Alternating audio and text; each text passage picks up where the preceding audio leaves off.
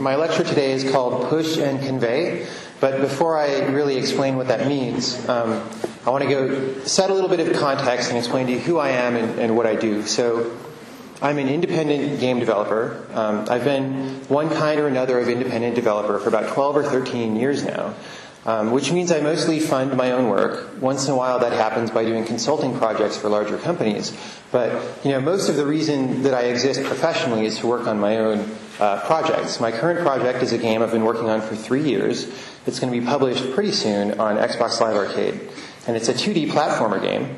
And I don't want to do any kind of time-consuming demo of it, so I'm just going to flip through some screenshots and explain to you what this game is. As you can see, well, hopefully the light levels are good. Can we turn it down a little bit more?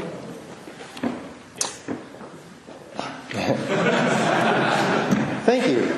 Okay, so as you can see, it's got a very painterly style to it. This is the title screen. It's a scrolling game, so as you walk off to the right, things will scroll in parallax. We cared a lot about the mood and the feel of this game. You journey from world to world, and the worlds have different themes, and you maybe run and you jump over gaps and jump on things and solve puzzles. Some of the puzzles are pretty complicated, and you can solve them by bouncing off things' heads in the style of classical games like Super Mario Brothers. And in this screen, I'm trying to collect that puzzle piece that's in the top middle there, and after I collect all of those, I can complete the game. And it's also got some story elements that help set the mood and help create analogies between the gameplay and the fiction. So you probably noticed, hey, that's very two-dimensional. A lot of people who want to start to make an impressive or important game would make a 3D game. Why did I pick 2D? There's many reasons, but the two biggest ones are that the design of this game was very challenging, and maybe I'll get more into why later, but I wanted to focus on the design and do something really important and effective there. And I have a history as a programmer, and I knew that if I tried to start building very complicated technology, I would get bogged down there. So I didn't want to be 3D, I didn't want shaders, I wanted very simple technology. So I could focus on the gameplay. And as it turned out, there were enough difficult programming tasks in this game to keep me busy, and I was programming most of the time anyway. So I'm very glad that I made that decision, otherwise I don't know how the game would have come out. And the second reason was to enable a human-feeling art style. The budget for this game was not that big.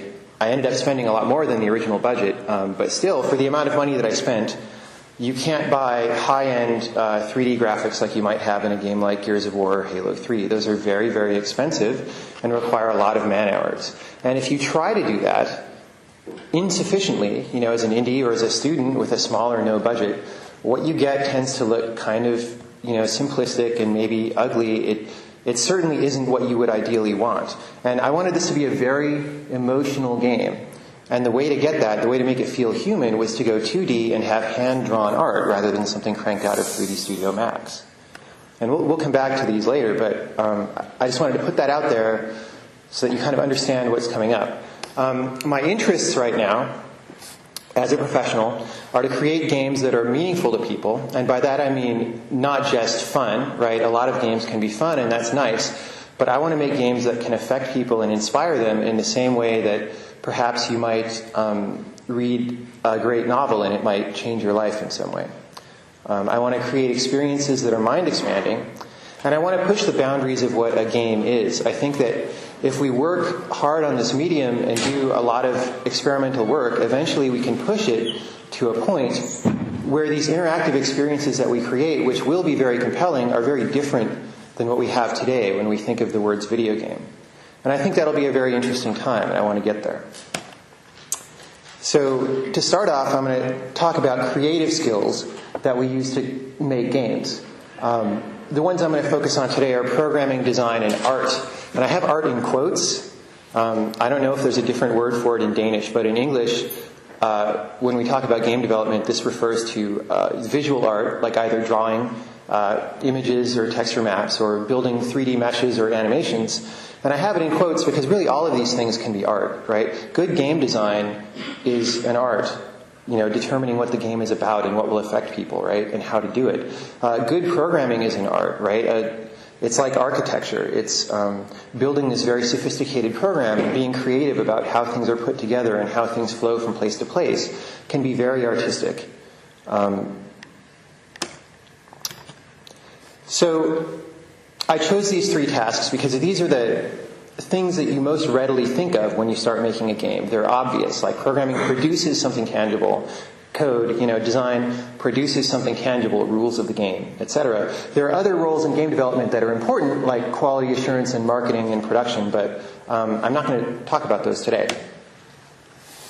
So, because these are so tangible, they get a lot of attention, right? You might study these subjects in a school like this one. You might be hired into these positions for a job, right? Wanted game programmer.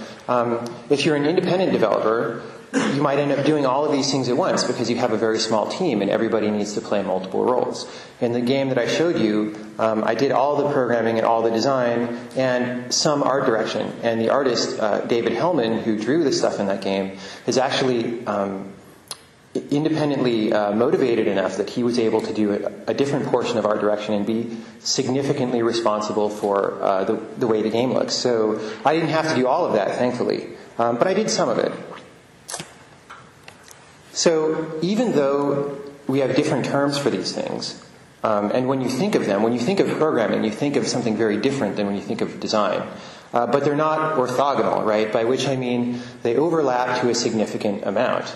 And there are obvious ways that happens and non-obvious ways. And because I'm cramming as much material into this lecture as I can, I'm just going to go straight to the non-obvious ways.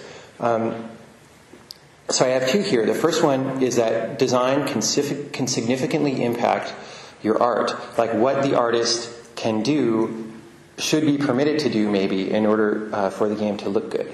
In the game that I showed you, right, it's a puzzle game where the puzzles are very difficult. So you spend a lot of time looking at the screen. I'll flip back to a screenshot of that. You spend a lot of time looking at the screen thinking, how do I solve this? What directions can I walk from here to get up there to the top? And how... This doesn't actually look like a puzzle. This is maybe a bad screenshot, but it's actually a really hard puzzle. How do I get up there? And, maybe I go to the left, maybe I go to the right, maybe I climb these ladders. You need to be able to look at the screen and understand what your options are, right? Without spending a lot of brain power on that. Because I wanted your brain power to be focused on the point of the game, which is experiencing and solving the puzzle. I didn't want you to spend it disambiguating the foreground from the background. I didn't want you to spend it trying to wonder, how far out on this platform can I stand before I will fall, right? Or is this a jump that I can make? Or will I, not quite make it across the gap and fall in? Here's an example of that. You can see that the platforms on both sides of this player are very crisp, right? You can see exactly where they end. And that was a clear design decision by the design requirements of the game that impacted the art. There are some more subtle ways that happened in this game as well. I'll flip to one down here. As I said, I wanted this to be a very emotional game, and one of the things I wanted to achieve was a sense of vagueness, a sense of impermanence, and that things are changing. Unfortunately, I'm not running it right now, but if I were, you would see that splotches of color are sort of fading in and out of this scene. But that aesthetic design goal, in some sense, almost conflicts with the concrete design goal that this has to be a functional platformer that doesn't confuse the player. So, the way to resolve that was to set art guidelines. And the guidelines we came up with was, anything that comes close to the player's feet or head, anything that you might collide with, is drawn at a high level of detail. So all these surfaces, like the top of the foreground grass and these platforms, are all, every pixel we cared about there. But as you go deeper into the ground and off to the side, the brush strokes become, bigger and more coarse. And that's how we establish this feeling of vagueness and of, a gradient of detail across the scene without impacting the gameplay. This carries over into some other elements. So if you notice the background back there, even though the palette is not necessarily that far from the foreground, it's pretty obvious what's the background. And the reason is that the colors are a little more desaturated, and there's no high frequency detail back there, and there's no high contrast back there, right? These are all art decisions that we made, not just to independently create some art aesthetic, but to make sure that was compatible with the design goals. So that's just what I'm trying to say, is that art doesn't happen in a vacuum. It's not like somebody decides what the game looks like and then makes it look that way. So here's another one. that's maybe even less obvious, but people who've done a lot of game work will recognize this immediately. Programmers end up doing game design all the time, even though people don't really realize it. And the reason is that designers never specify the game down to some level of detail that tells you everything you need to know to implement it. The programmer always needs to fill in some gaps. One example is, this is a platformer game. If I'm standing still and the player moves the joystick, I want to start running, and I have some maximum run speed. And you don't just want to go from speed 0 to maximum run speed because that looks very jumpy and it feels bad, right? You want your character to accelerate. And when you let go of the joystick, you want him to decelerate back to stopping. But you don't, you want to be very careful about those values, because if you take too long to decelerate, the guy will skid, and the player wanted to stop at the edge of a platform, but he just skidded off and fell, and that makes for a very bad game. So the designer might say, well, I want it to take 0.2 seconds to accelerate to full speed and 0.1 to go back to stopping. But that's not enough to implement it, because there are a lot of different ways you can accelerate or decelerate. And if I'm the programmer, I have a decision to make here, right? I could say we're slowing down the character. I could decelerate him by every frame that the joystick isn't being pushed. Then I'll subtract some constant amount from his velocity, right? This delta v, and eventually that'll go below 0, and I'll clamp that at 0, right? That gives you this very linear slowdown, right? That feels a certain way. But I can also do a more physically oriented thing and say there's going to be this coefficient of friction, mu, and as I slide along this surface, right, I'm going to multiply the velocity by that, and as it gets below some, coefficient of static friction, then I'm going to stop the guy, right? And make a physics problem out of it. That has a very different feel, because instead of creating a linear slowdown, it creates this curve that starts dropping off quickly, but then stops dropping more slowly, and it might feel more organic, and also allow the character to slide less. And which decision is right depends on the game, right? But designers don't even necessarily, depending on their training, have enough mathematical thinking to even realize that there are different options here, right? They don't often go to that depth. And so the programmer will make that design decision, and maybe the designer will say, oh, this isn't what I wanted. It doesn't feel right. Let's talk about how to do this differently. But much more often than that, what happens is the designer just doesn't notice, or he has too many other things to think about, and then it just stays as whatever the programmer decided. And so all these things are intertwined. But despite the fact that they're intertwined, and despite the fact that they get all this attention, they are what I'm going to call surface skills. By that I mean they're obvious, but there are a lot of things lurking beneath them that are perhaps more important. And I'm going to isolate two of those things today, which I call guiding skills. And this term guiding skills is something that I just made up, so you can't search for it on the internet about game development and find anything, unfortunately. But these are skills that are not taught in school, and that nobody will ever hire you in a job for this position, but they're skills that everybody needs to have in order to be successful at high-quality game development, right? You can develop a low-quality game. Anyone can do that. But if you want to make a great game, how do you do it? And so if you don't have these guiding skills nailed down, then those surface skills will be misdirected, and the game will miss its potential. So if you are a really good programmer, but you're not programming in the right direction, then you'll get a game done maybe pretty fast, but it won't maybe be a very good game. And then what was the point of getting it done fast if it's not very good? If you're not a mediocre or bad programmer, but you have very good guidance skills, you'll get to a really good game eventually, but it may take you longer. But that's okay, because you get there. So, and the reason why I want to talk about these things now is not, it's not a totally abstract reason. The past couple of weeks, myself and some friends of mine have been judging a bunch of submissions for this event that we do called the Experimental Gameplay Workshop at the Game Developers Conference every year.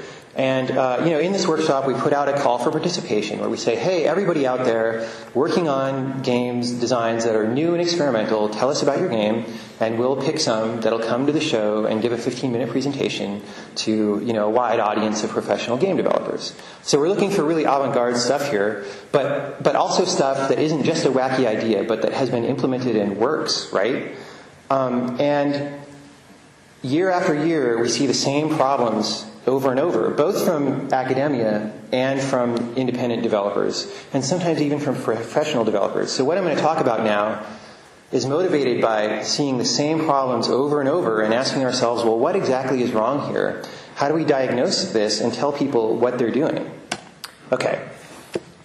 So these two guiding skills, again, I've had to make up names for them because nobody talks about them in concrete terms. So I've called them conveyance and pushing, and I'm going to explain those one at a time. Conveyance is the process of connecting the game from inside your mind out to the audience, right? When you set out to start game development, if you're a designer, or maybe you're a programmer and you've read some design doc, there's some image in your head about what that game is going to be. And it's this great thing. It's going to be like the coolest game ever, which is why the star is so shiny. And you've got some audience out there that's waiting for your game, and they're really going to enjoy it when they get it. And you have to connect that now, right? So the process of game development is implementing things, right? Programming things or drawing art or whatever that will connect from this imaginary thing inside your head out to reality to where your audience can get it. So this is the ideal, right? In the ideal world, we do a great job of development and we do everything properly, and all these lines neatly connect and our audience gets everything that we want them to get. But that's not usually what happens in reality. This is what usually happens, which is maybe a couple of those arrows make it or sort of make it halfway, but then a lot of them just go in the wrong direction and some of them just don't ever get out of the head. Sometimes this is due to concrete development problems, like we had problems programming this system, so we had to cut this part of the game because it was taking too long and had too many bugs. But there's a subtler problem, which is that it takes a certain kind of skill to understand when you are meeting your design goals, right? When this thing that you're programming is going to be understood by the user, right? When this thing that you're drawing is going to be seen the way that you want the audience to see it, right? It's easy for you to imagine how the audience is going to see it, but is that imagination coinciding with reality? So,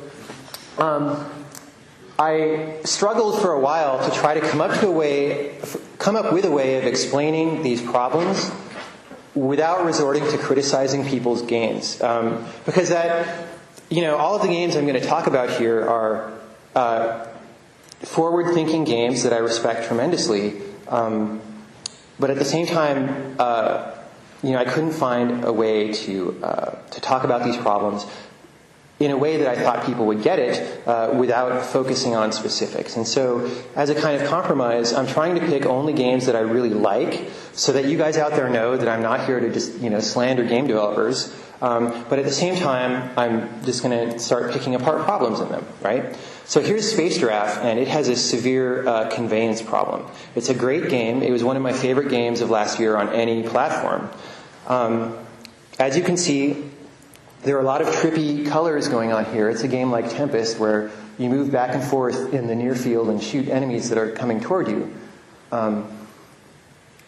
People sit down and start to play this game and they say, I can't see anything, right? I'm getting killed by these bullets coming out of nowhere. I don't understand what I'm supposed to do. This is kind of ugly. What's going on? And they start thinking that after about 2 levels of the demo, and then they quit the game before they ever even really understand the game. And that's not the player's fault. It's the designer's fault, right? So Jeff Minter, the author of this game, doesn't have good conveyance skills, right? The game does not communicate itself effectively to the player. There's a tutorial at the beginning, which also... Now, the tutorial tries to explain the concrete game mechanics, like, here are the different moves that you can do, here's what the enemies do, but it doesn't even do a very good job of that, and the player just comes out of it confused, thinking that you're just supposed to kill these guys as fast as you can. And if you play the game that way, it's really tedious and not fun. So that's a failing of the tutorial. But another one is that he never explains a big part of the aesthetic point of this game, which is that, there's all this crazy light show going on, and as you go through the game further and further, it gets more and more imposing till you think it's almost impossible to see anything. But your brain is magical, and you can learn to see it, and you can learn to play within this light show and do, really tremendous things that onlookers would be like, how are you even playing this game? It's a mess. Like, that is a big part of the point of this game, but nobody knows it, right? Almost nobody, because the game doesn't communicate it, right? So this was a game that was developed with competent design, like good design, I would claim. I love the design of this game, but poor conveyance. So nobody knows how good the design is. Now, the interesting thing about Conveyance is that, as I've said, you sit down in front of a game, you start playing it, and you're learning the rules as you start to play, right? With anything, whether it's a complicated game or a simple game, you're seeing the way things interact. You're like, oh, when I walk in front of this object, it activates and starts animating. Maybe that means I can use it, right? You start to make inferences about the game world and how it works. Now, the interesting thing is that some games that are coming out recently do a very good job of giving you a payload primarily through conveyance, right? And my primary example of that is this game, The Marriage by Rod Humble. It's an art game. The reason why I said the game giving you its payload is because I'm trying to imply that games can have a lot of different reasons for existence, right? I'm implying that a game wants to express something to you, but maybe it's not fun or excitement, right? If you have like a survival horror game like Resident Evil or something, maybe the payload of that is feeling scared and exploring a scary place and fighting monsters once in a while. But in this game, The Marriage, the payload is that the author wants to tell you what it feels like to be in his marriage with his wife. And the way he does that is through rules of the game that he doesn't tell you what they are when you start. So you start playing this game, and you've just got a mouse cursor, and you move it around, and you notice that things react to where you put the cursor, and you start to understand the patterns, and then you start to interpret the patterns, right? So you say maybe, at least in America, pink is a stereotypically female color and blue is a male color. So you think, well, this is probably the husband and wife. And when I move my cursor over one of them, they move back toward each other, so maybe they're getting closer. But when they spend a lot of time together, the woman gets bigger and the man gets smaller. So maybe this, and maybe that represents their egos or something, and the guy wants to get away and go explore some of these things out here, and he gets bigger again. And you really, and it's a much more intricate game than that, right? There's more to it, so I don't want you to think it's like that one rule. But you start playing this game, and you really start to understand what he was trying to say simply through this process of conveyance that I was talking about before. There's another game which isn't really an art game except maybe just in the name. It's called Mr. Heart Loves You Very Much. This was made for the Gamma 256 Games competition a few months ago. The theme of that competition was that games had to be pretty low res. They had to be 256 by 256 or below. But there were no creative constraints. And I really like this game because it's very simple, and because it's so simple, it highlights to an extreme degree this process of conveyance. All games these days, or most games, have a tutorial at the beginning that teaches you, but this game does it so simply and beautifully that I'm going to demo it for you right now. I think it won't even turn the whole screen. Yeah, it's not, as you can see, it was made kind of quickly. It doesn't play that well with Windows even. But I'm going to press start to play. And it just drops you into this level. And I'm like, what's going on? I can use the arrow keys, and I realize that I'm this little green guy. And there's really nowhere for me to go here, except to the right where this heart is. And I go there, and I won the level, right? That wasn't a challenge. Wait, aren't games supposed to be challenging? But no, the point of that level was to teach me without having to read instructions. The point of this game is to get from the beginning to the heart and go on to the next level. So here, it's the same kind of thing, except now there's a gap in this hallway that wasn't there before. And I'm like, what is this about?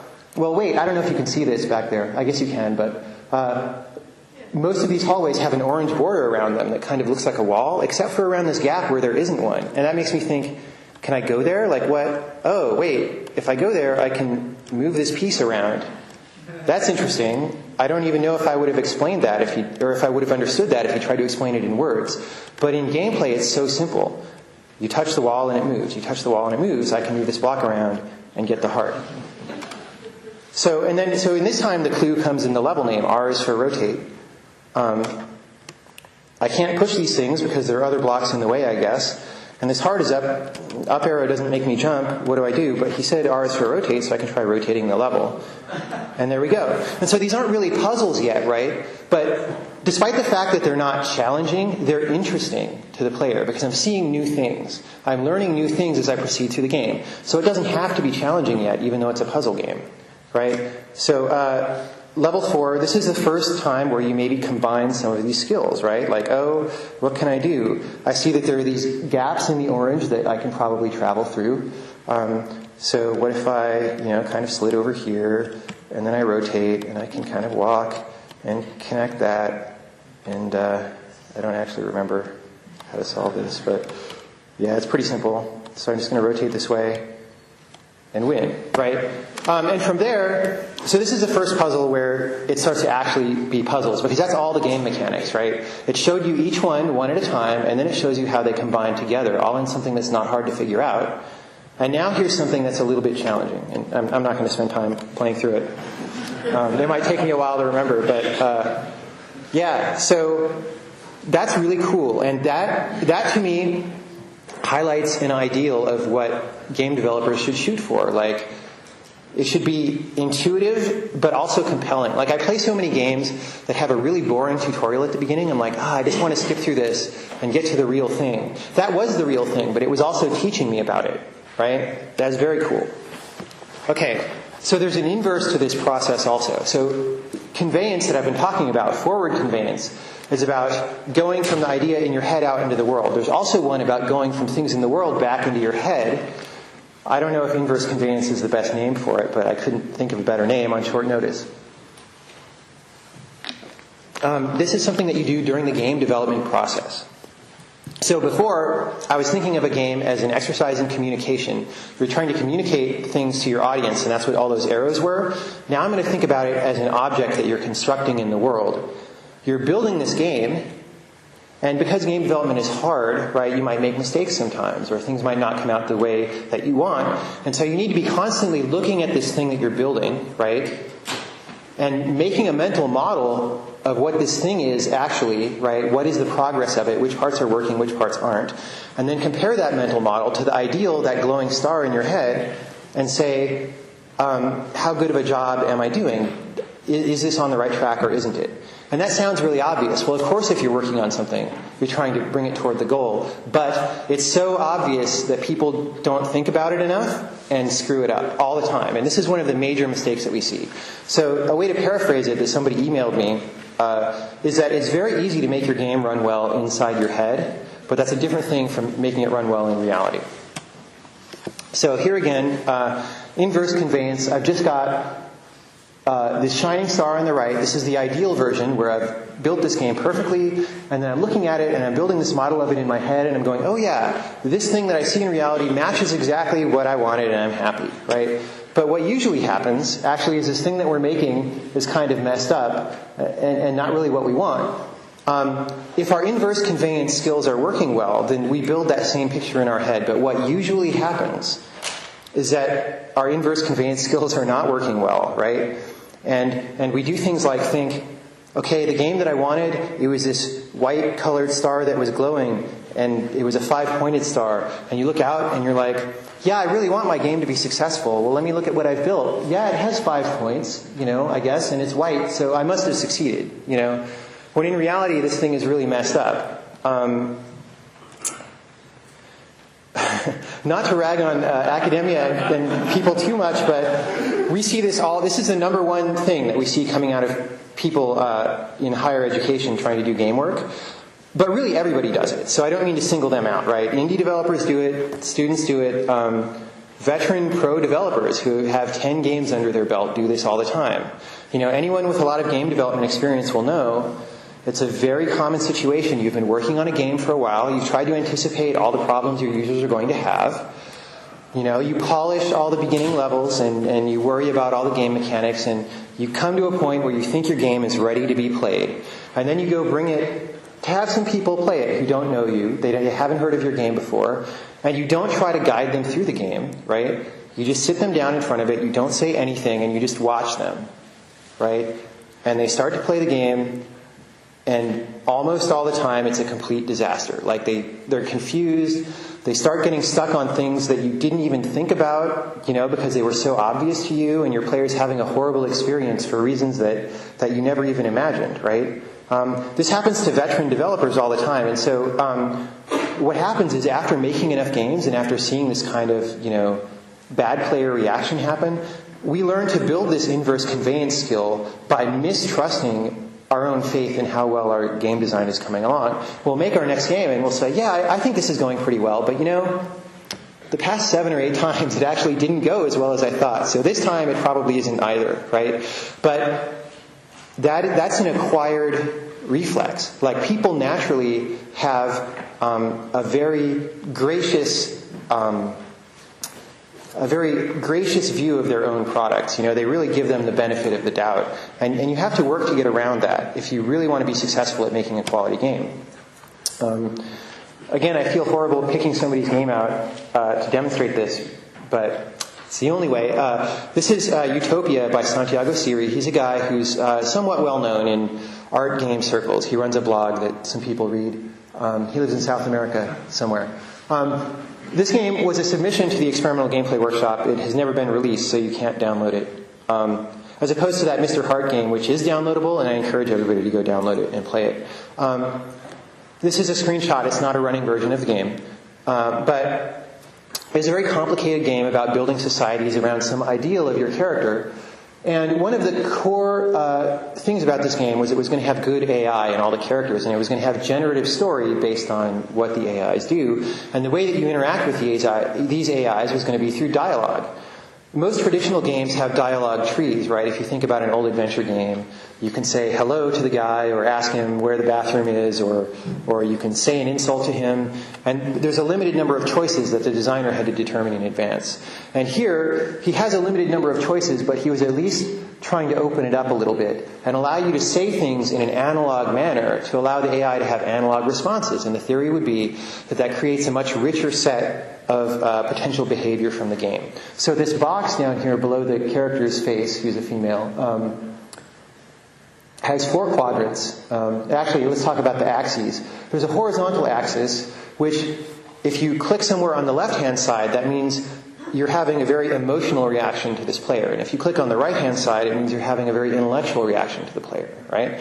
And then if you click down toward the bottom, you're signifying that you want to make a very negative response. And if you click toward the top, you want to have a very positive response. Now, since then, some games have done a little bit of this. So, Mass Effect does a little bit of like a positional semantic correlation in its dialogue system. But this was trying to be a lot more than that, right? This was trying to be analog.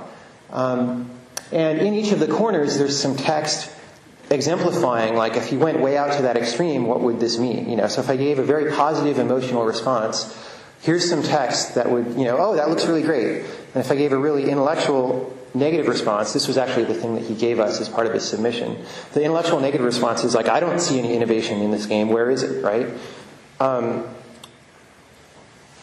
So it's easy to say, so his design goals were, let's have this expressive way of interacting with the AIs that gives you these analog choices and analog responses. And if you want to believe that, it's very easy to look at this game and believe it. Like, look, there's the input mechanism. You can click anywhere in this analog thing. But if you really end up believing that, then you have a faulty inverse conveyance skill, because there's a lot of problems in this. The biggest problem is a human interface problem.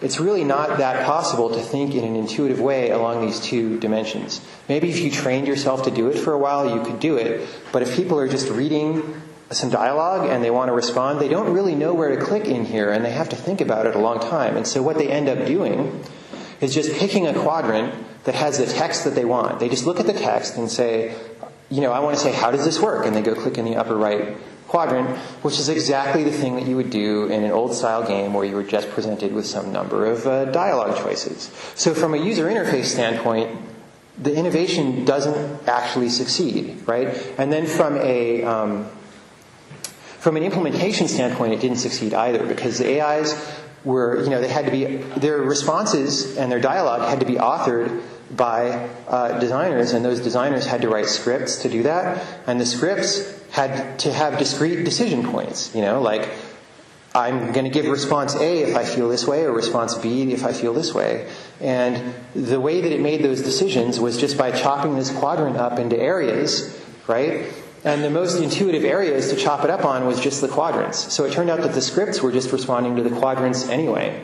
You could make the scripts respond in that kind of way to subquadrant areas or little circles in here or whatever, but then that becomes very unintuitive to the player because now there's suddenly invisible zones that they trip across and get a dramatically different response, right? If I click at x equals 0.7, that means one thing, but if I click at x equals 0.7011, then that means something very different with regard to the AI. So it would have required a much deeper implementation to actually succeed at making this interface work. But if you look at it, it looks like it works. And you can give a demo to people, and if they don't think critically enough, they're going to believe whatever you say about this, right? That happens in academic AI all the time. So to sum up, I've already said this, but to reiterate, good conveyance is more important than being a good programmer or designer or artist or all of those at once, because it will help you go in the right direction. Whereas with just those skills, it's easy to go in the wrong direction. Okay, so rewinding a whole lot, I mentioned that I was going to talk about two different guiding skills, and conveyance was just one of those. And the second one that I'm going to talk about, again, I term pushing. And again, that's something that I just made up. But I made it up so that I can talk in a concrete way about something that people really only just have intuition about usually. Pushing is the art of understanding what the potential promise is of your game design and following through to reach that potential. It involves not just looking at the easy conclusions behind your design idea, but to find things that are not obvious, right? So one example, this is going to be a really stupid example because I'm making it up right now, but say I have this game idea, I'm going to make an action motorcycle game where you also fight people with martial arts. So you do a backflip off your motorcycle and you kick them in the head like in Mission Impossible or something, right? Well, what are some easy conclusions of that? Well, there's going to be other guys on motorcycles and I'll fight them and maybe they can jump off and kick me. Well, if that's all I make in a game, then there's a certain way in which that is uninspired. Like if a player sits down and they understand through the introduction, oh, this is an action motorcycle game, they're going to be able to think exactly the thing that you just thought. Oh, I bet there's other guys on motorcycles who jump off and kick back at me, right? So therefore, you're not giving them any kind of surprise or anything new or anything deep. You're just giving them the obvious thing that they already would have thought when given the premise, right? And then there's another aspect of this, which is just that often the first thing that you would think of tends not to provide the deepest kind of interactivity because it resembles the more common things that you've seen in other games. That's kind of why you thought of it most readily. Whereas if you hunt further and deeper, you can find things that are less intuitive, but that'll affect your players a lot more.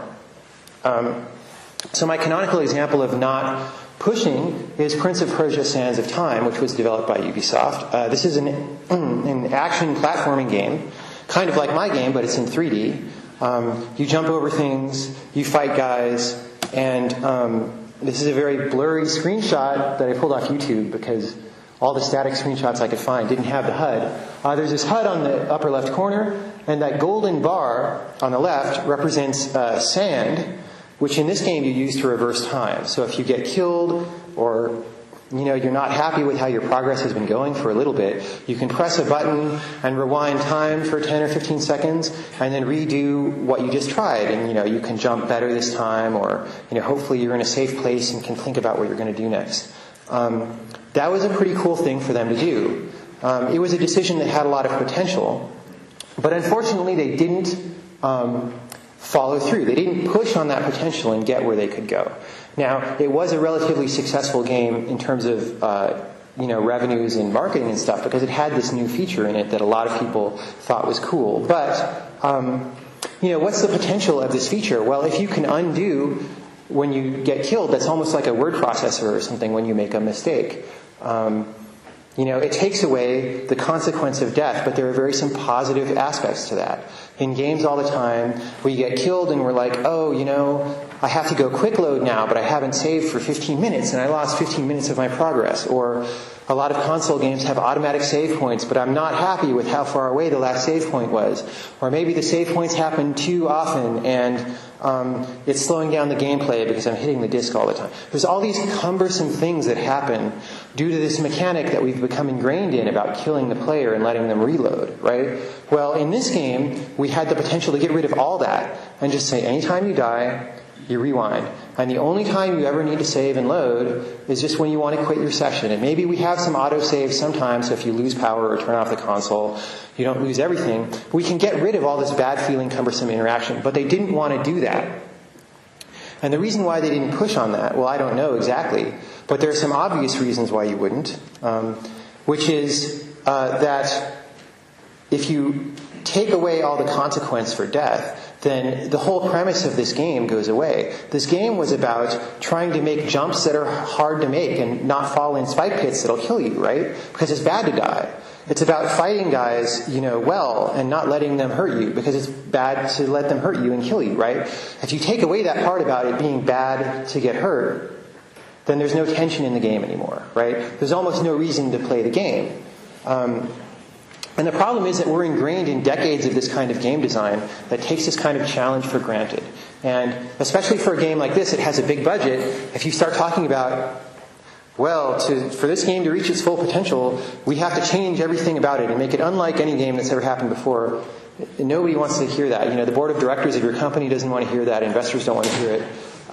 So that's probably why it didn't happen, or maybe they just never thought of it, right? So these bubbles on the left represent how many times you can rewind before you run out of sand, and then once you run out of sand, you die just like before, and you have all these cumbersome problems. So the game design actually got more convoluted, because you have all the traditional ways of dealing with death, and then you have this sand thing on top of it. It's just like more complicated and weird and icky. So one of the premises of my game Braid, which I didn't show you, was that I said, I'm going to push there. I'm going to say the power to reverse time is going to be unlimited. You can never die or lose this game. And what does that mean in terms of game design? Well, this kind of threat challenge has to go away. That's scary. What can I do? How can I make a game that will be interesting to play now? But instead of being scared of that, right, because in indie I don't have to protect a big budget and recoup millions of dollars, right? I had the liberty of saying, I'm just going to think really hard about this for a while and have faith that I can come up with a way, if I think hard enough, to make this game interesting while maintaining this ease of time reversal and this generosity of it. And I did, and what I did was I eventually ended up making it into more of a puzzle platformer than a platformer, right? There's almost no action elements in my game. It's all cognitive. And so the interesting parts happen in your brain, not in your reflexes. I think I'm going to skip this, because it's beating a dead horse. Mr. Robot's a pretty fun game by a developer called Moonpod, and I'll give you the very short summary of this. It has sort of two game worlds going on. There's this game world where you're a robot walking around and you can push blocks to solve puzzles. If any of you are familiar with the old game Sokoban, it's kind of like that, but with nice graphics and a wider variety of puzzles. And it's got this story that takes place in this world, so you meet characters and talk to them, and that's all very nicely integrated and cool. But then they have this other world, which is this Final Fantasy-style JRPG combat thing that you get when you hack into computers, and it's not a very fleshed out game, and it doesn't interact with the main world very much or very well. And so I don't want to, go too much into the details, but here's like your Final Fantasy style combat in an art style that's kind of hard to decipher with your eyes, but those are the player characters on the left and the enemies on the right. And this is just somewhere where they really should have pushed more and made this gameplay more interesting and interacting more richly with the main world, or else maybe they should have cut it. And I can see why they wouldn't have wanted to cut it, but it really feels empty, and I think it drags the game down. It would have been a much more compelling game if it were just the puzzles. But it's a good game, and you guys should all go at least play the demo. Okay, so the analogy that I want to bring up for pushing here is that, you're searching around with your game design, trying to find some treasure, and you're walking on some, mountain path next to a wall, and there's a little, shiny trinket there, and you're like, aha, I found the treasure, I got it.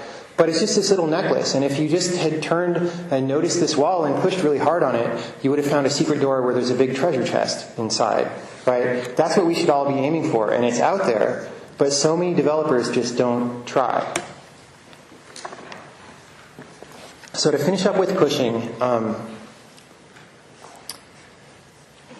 the pushing attitude is to not accept your game just because it's a successful implementation of what you set out to do, right? When I was talking about conveying before, or inverse conveying, right, was making sure that what you're making is what you wanted, right? And so you can be successful at that, and that's a necessary condition probably for a great game, or it's helpful, but it's not sufficient, right? Because something could be a successful implementation of what you wanted to do, but it turns out that what you wanted to do maybe wasn't as great as you thought it would be when you get there, right? So you want to have the willpower and the freedom to reject your game, or some portion of it, because it doesn't feel as compelling as you would imagine. Because if you try to accept it and just work on it incrementally, you can improve it a little bit, and asymptotically approach some level of goodness eventually. But it takes a lot of work. But if you reject it, that gives you freedom to go somewhere else and find something else to put in your game design, right? And just like rocket through that and get up to a whole different level of quality. And the last thing I want to say about this is that pushing really is a skill. It's not just something you decide to do and you're automatically good at it. Like, you can't just be looking at your game and go like, I'm not satisfied with this. Aha, I've got this brilliant other idea. It takes a lot of practice and like mental gymnastics to figure out what those other ideas feel like and to recognize them when you catch a glimmer of them, right? So this is something you learn and practice and build over a course of years. Which, when you think of it that way, it's not really surprising that we see a lot of people new to games who fail in this direction, because you can't really expect people to have this skill. Okay, so the way to summarize all this conveyance and pushing that I've been talking about is that the first one sucks, by which I mean, if it's all that you can do to barely get your game done, which is a very common thing because games are hard and they take a lot of work.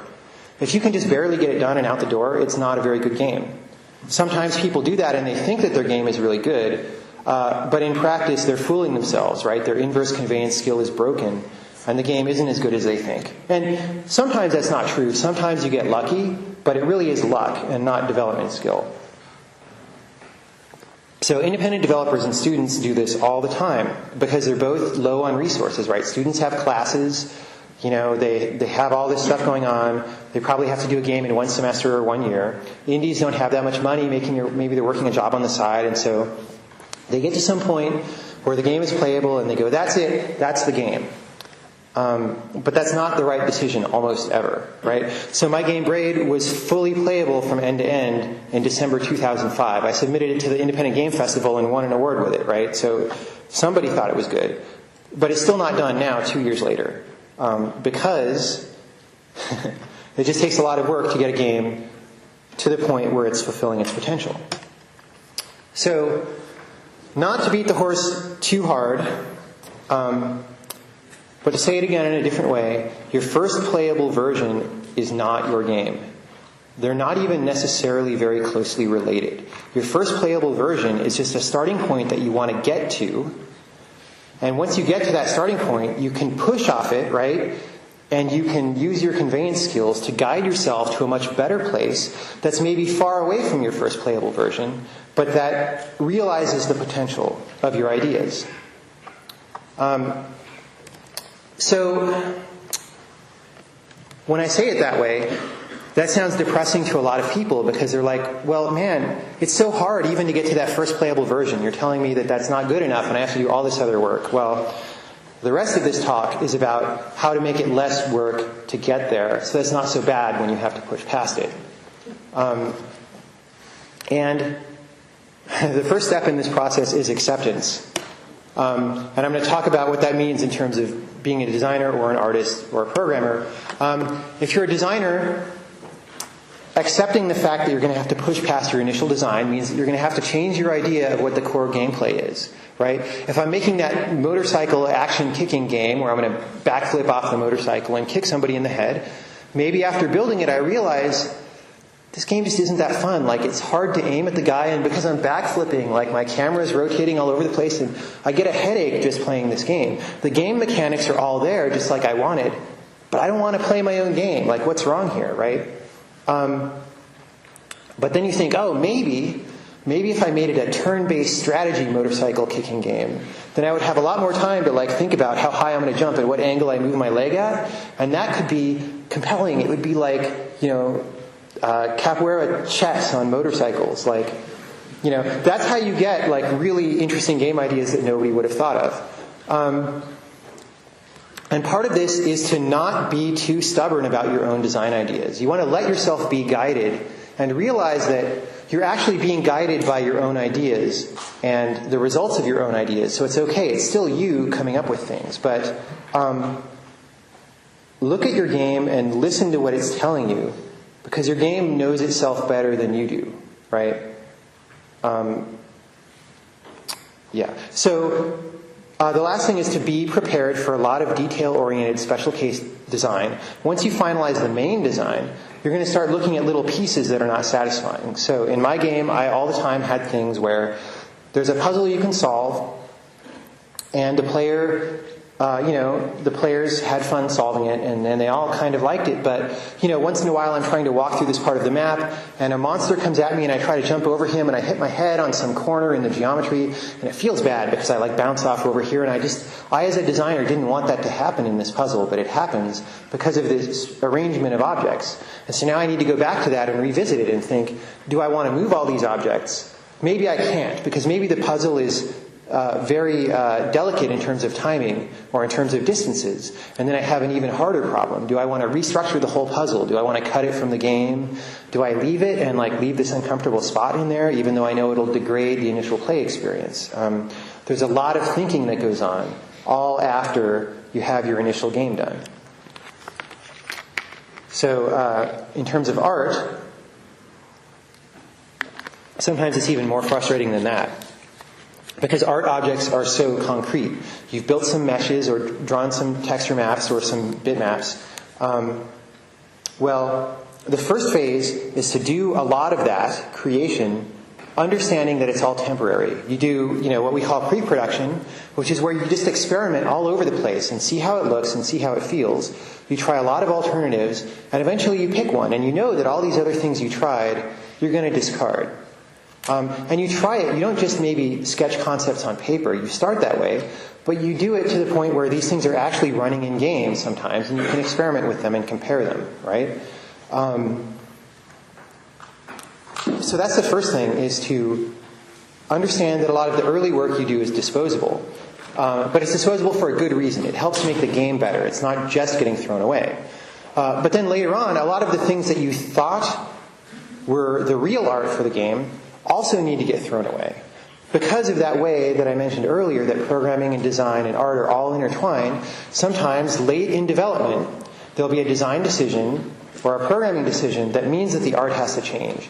Sometimes the art has to completely change. I know you made 7 different dogs to be pets in this game, but now the pets all have to fly. And we can't have flying dogs because they would be too big, so you need to make falcons and stuff like that, and we're going to throw out the dogs. That is very frustrating as an artist to deal with, but it's a necessary part of the process. It's part of what makes the game good. So you have to understand that your role as an artist is to help guide this game to where it's trying to go. It's not the creation of these specific objects, because if you become too attached to the objects, you'll be really frustrated when they go away. In terms of programming, again, the mindset of throwing things out, right? Be prepared to rewrite subsystems several times to make them faster in different ways, or to make them have different functionality, or to just completely get rid of them because they no longer apply, right? You also have to be very productive. There's a lot of different ways you can be productive. Some of those ways are things like always program the simplest thing possible and don't put in more effort until later. There are things like don't ever spend time debugging unless you have to, right?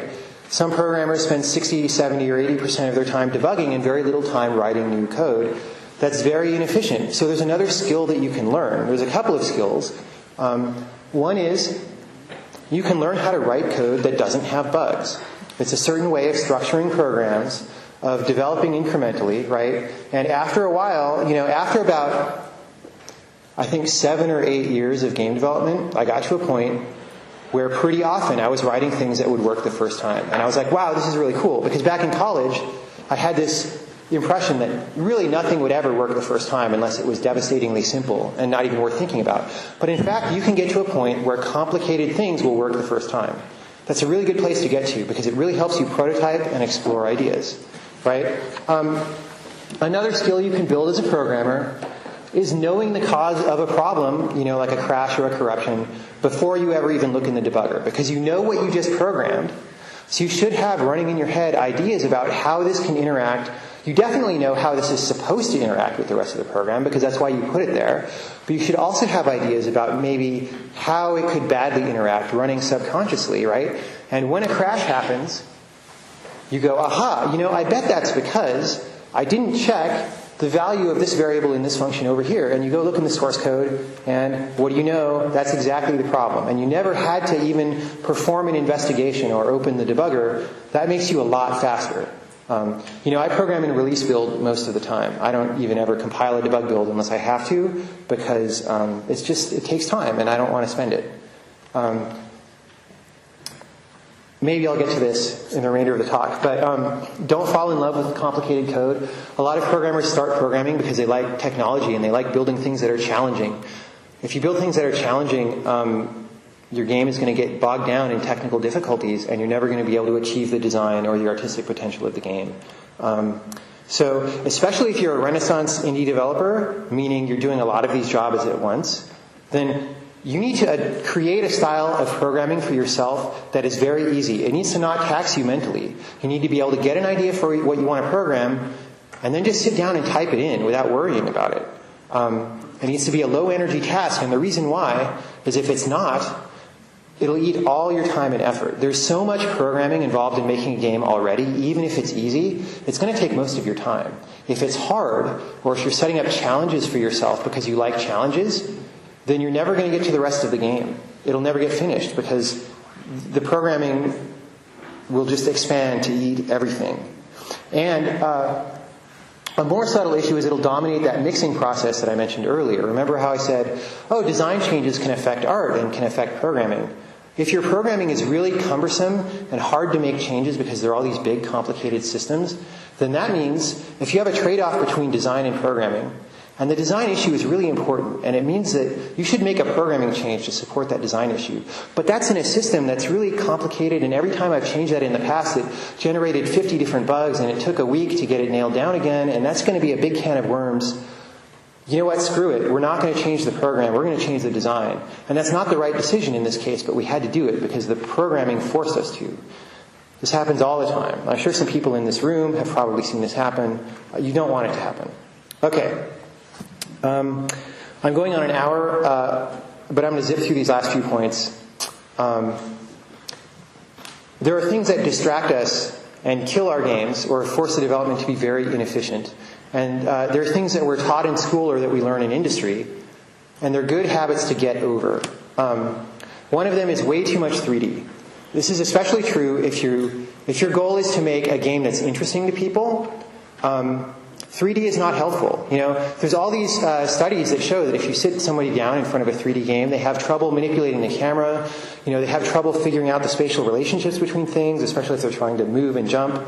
3D opens up a lot of problems, but we're indoctrinated into making 3D games because that's what's been successful in industry. As young people growing up with video games, those are the games that excited us. But you know what? They're much, much harder to develop than 2D games. That's why I made my game 2D, because I wanted to focus on the things that were important, the design and the aesthetics, right? Not the technology.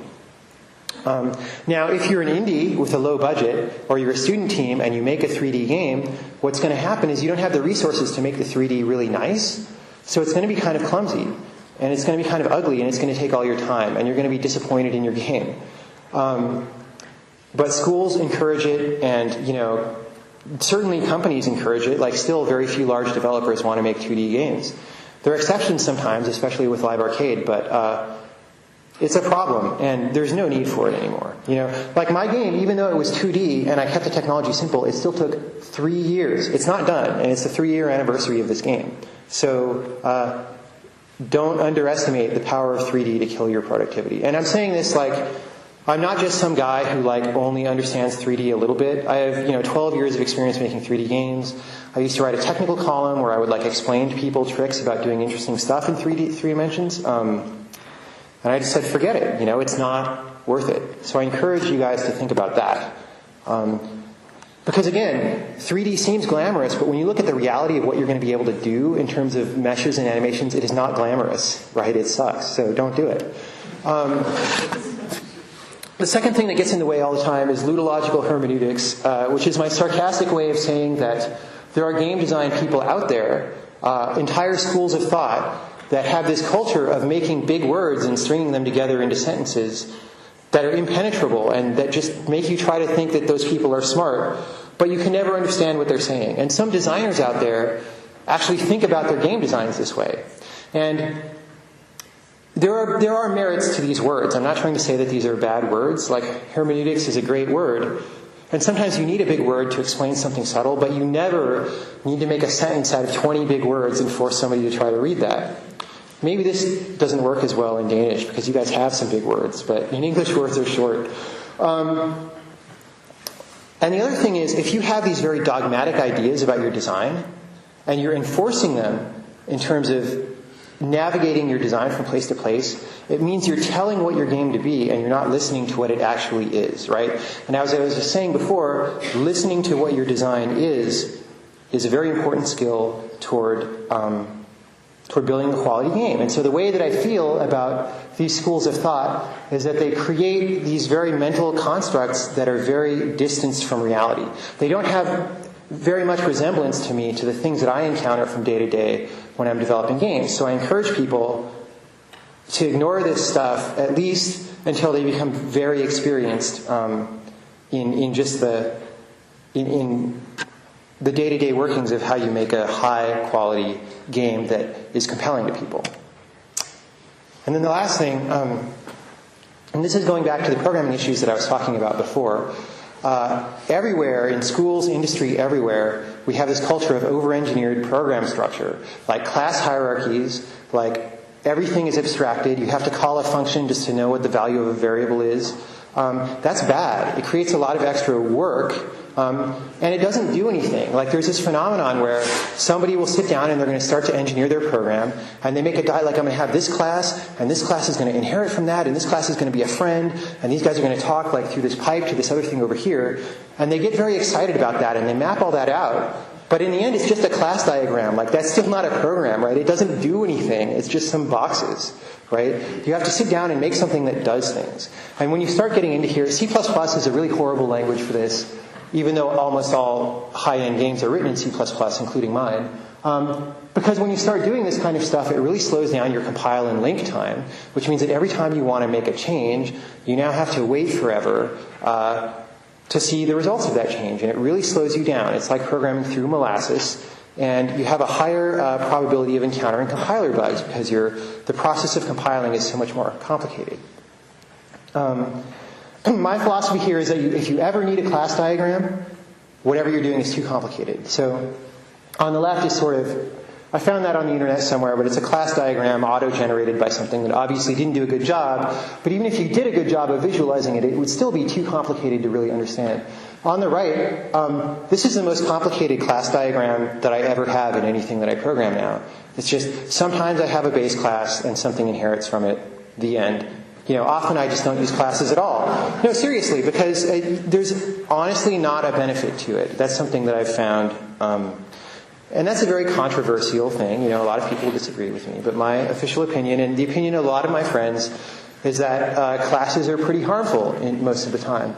And this isn't strictly true because really what you might see is a row of boxes. So I might have a resource manager being the top box, and then a few different resource types inherit from that, like texture maps and audio files and stuff. But if you design that top class that it doesn't have any static data or any kind of data sharing or communication between the children, then you don't ever have to think about the fact that more than one guy inherits from this unless you're making major code changes. And so that's why I feel justified in drawing it as two boxes like that. That's all that I have to say today. I have a URL at the top here where you can go This started out as the blog just for development on my game, but it's turned into a place where I post about all sorts of interesting games and design issues. And I also have different lectures like this, but with different content posted there with slides and audio that you can download. And then the bottom is my personal page where you can find some prototypes of games that I've developed and just some other links to interesting stuff. And thanks for your time.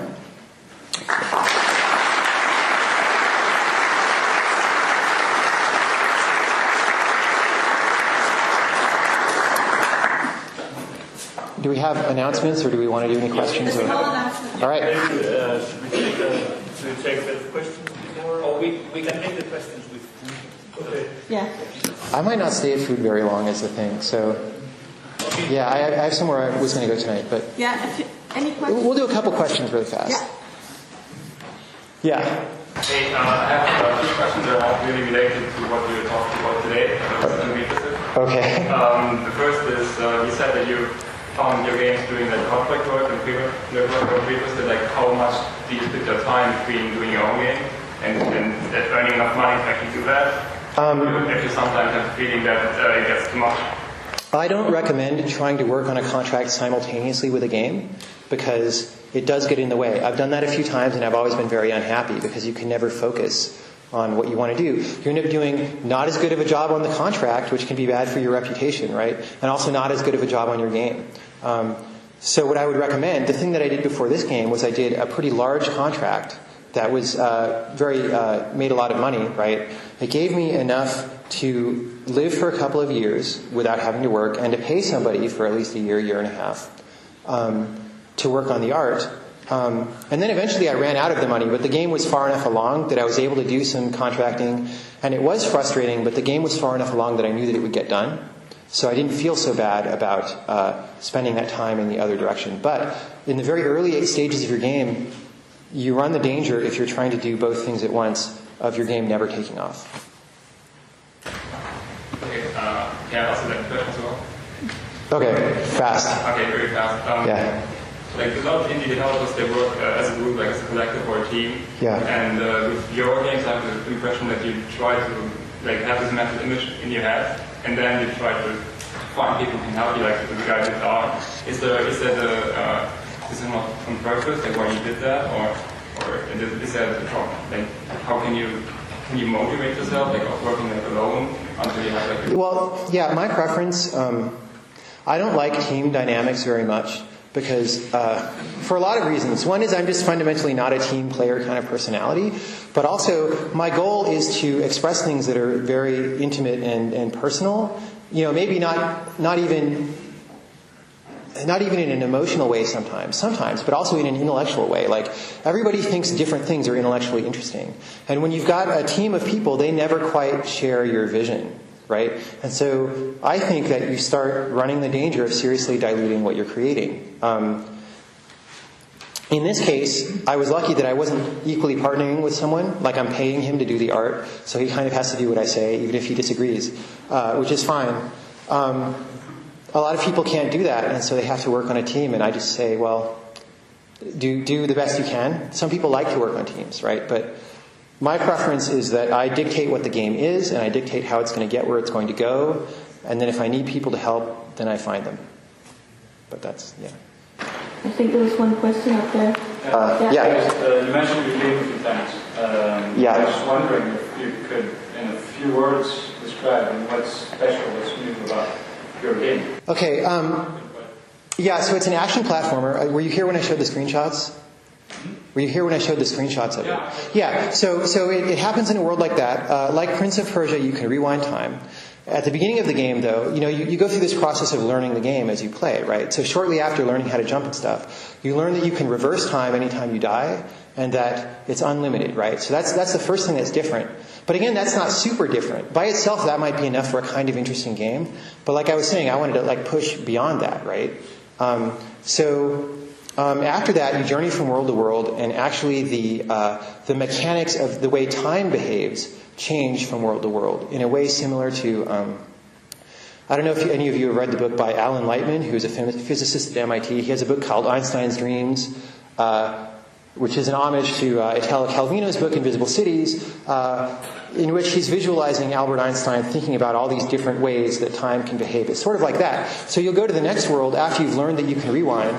And in this world, there are some objects that are immune to your rewind power, which is weird, but it also ends up setting up some very different puzzles. And so then what the game is about is showing you these puzzles one by one and saying, hey, do you understand this consequence that naturally arises when some things are immune to your rewind power? Do you understand this consequence over here? And so it's almost like showing you things one by one, kind of like that Mr. Hart game. And then it goes on. There are different things like that Donkey Kong looking level that I showed. The reason that that's a hard puzzle is that in that world, time is tied to space. So it doesn't move like time is still if you're standing still. And if you walk this way, time goes forward. If you walk this way, time goes backwards. So everything in the world is kind of in sync with your motion.